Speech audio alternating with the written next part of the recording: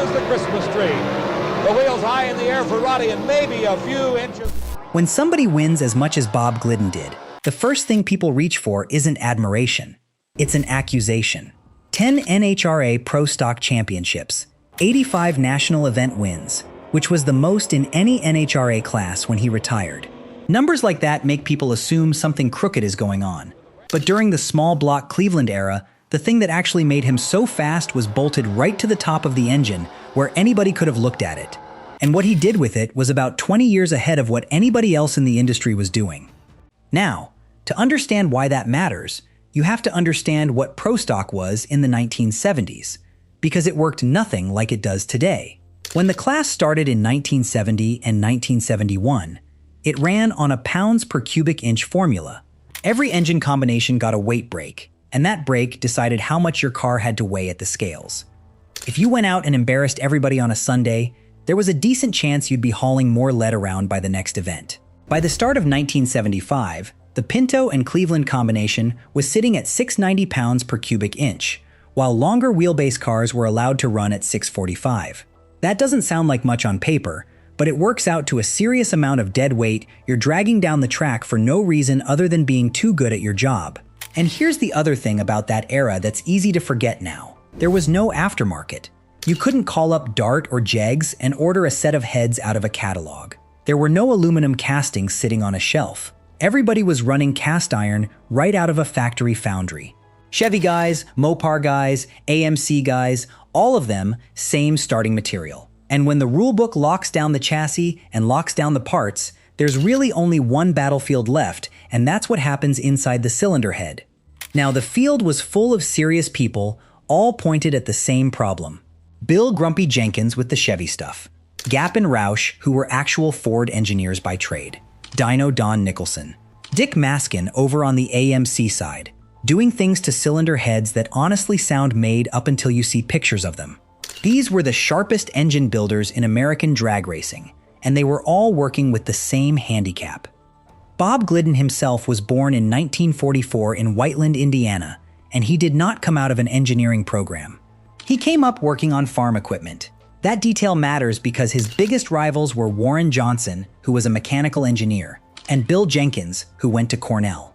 Glidden was the guy with grease under his fingernails and no diploma on the wall, and he beat both of them consistently. His wife Etta worked the car right alongside him, and I don't mean she showed up occasionally. People who were at those events all say the same thing, that the two of them never stopped working from the second one run ended until the call-up for the next.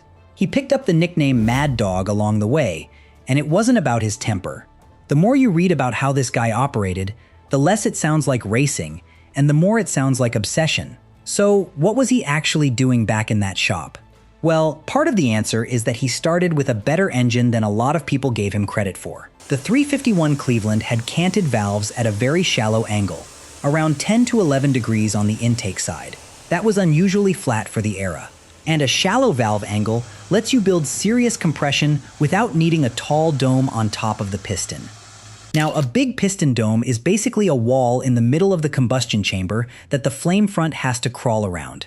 Get rid of it, and the burn happens faster, which means you need less ignition timing. And timing is negative work. Every degree you advance the timing is the burn pushing back down on a piston that's still trying to come up. Less timing, less of the engine fighting itself. The Cleveland had that advantage built right in from the factory. But the real problem was the combustion chamber shape.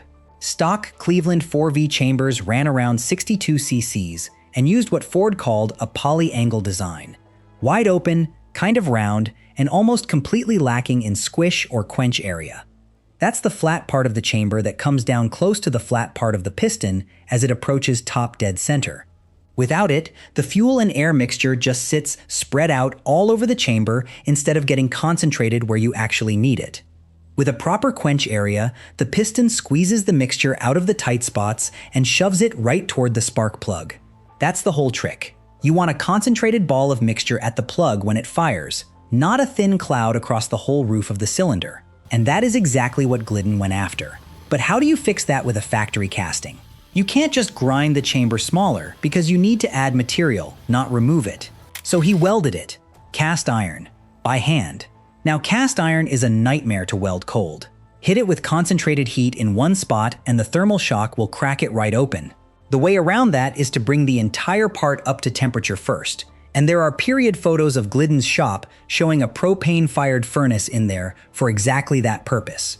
He would heat the whole head up, lay weld metal into the edges of the combustion chamber to build up squish pads, and then cut and grind it all back by hand into the shape he wanted. What he ended up with looked a lot like what people today call a heart-shaped chamber. Tight quench pads on the outside, everything funneling the mixture toward the plug. That design concept didn't become standard in the industry until the Yates heads showed up in NASCAR in the late 80s and 90s. Glidden was doing it by hand with a welder in the mid-70s, about 20 years before the rest of the industry caught on. The chamber work was only half of it though. The other half was port work, and this is where the stories get almost unreasonable. From what people around him have said, he would pack modeling clay into a port to change its shape, run the head on a flow bench, look at the numbers, and if he didn't like what he saw, he'd pull the clay out, reshape it, and flow it again. Over and over. Not for an afternoon, for days at a time without coming up for air. And he wasn't just chasing the biggest CFM number he could get, which is the mistake a lot of guys made in that era. A port that flows enormous numbers with lazy airspeed will actually make less power than a smaller port that keeps the charge moving fast. He was after velocity. And from what I could find, he never published a single flow number, so almost everything we know comes secondhand, from Period magazine articles or from people who were around that shop. The results on the track speak loudly enough on their own. Championships in 1974 and 1975, then 3 in a row in 1978, 1979, and 1980. The 1978 season is the one that still doesn't look real on paper. He debuted a Ford Fairmont partway through the year, ran it at 5 national events, and won all 5 of them. 5 for 5. Championship. Then, in 1979, he won 9 consecutive national events back-to-back. The only answer the sanctioning body came up with was to make his cars heavier. Cleveland-powered cars caught weight penalties, and the reasoning in the NHRA rulebook was pretty blunt about it. The Ford engine had an unfair horsepower advantage, and Ford racers were required to weigh in at a heavier level to make the class competitive. That's about as close to a direct quote as you can get. And Glidden knew exactly what he had. There's a well-known story where he crashed hard at a national event, and the first thing he did after climbing out wasn't check himself over.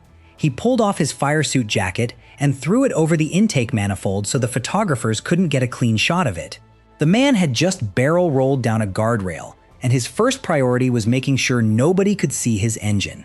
That's a whole different level of competitive right there. Then in late 1981, the whole program ended in one announcement. The NHRA threw out the pounds per cubic inch formula and replaced it with a universal rule: 500 cubic inches maximum and a 2350-pound minimum weight. Glidden said he got zero warning. And since there is no way to bore a 351 Cleveland out to 500 cubic inches, everything he had built over the years was suddenly useless. He started over on a Boss 429 combination that by his own account was one of the worst handling race cars he ever drove. But even then, he went on to win 5 more championships in a row starting in 1985, which tells you the knowledge was never in the parts. Bob Glidden passed away in December of 2017, and the funny thing is, what he was welding into cast iron by hand is now something you just buy off a shelf. Every decent performance head sold today has a proper quench area built right into it, because that's how all heads are designed now. He got there 20 years early with a propane furnace and a lot of patience. As for the original heads he built, almost none of them survive in their original form. Most were remachined over the years or lost when the program got shelved. The man's best work disappeared with the parts. Now, let me know in the comments down below if you think a hand-welded cast iron combustion chamber would even make it through tech inspection today. And if you ever got to see one of the small block Glidden cars run back in the day, I would really love to hear about it, because those stories are getting harder and harder to come by. Otherwise though, that does bring us to the end of the video. If you enjoyed it, make sure to go ahead and like, share, and subscribe. It really helps the channel out. But otherwise, I will see you all in the next one, enthusiasts.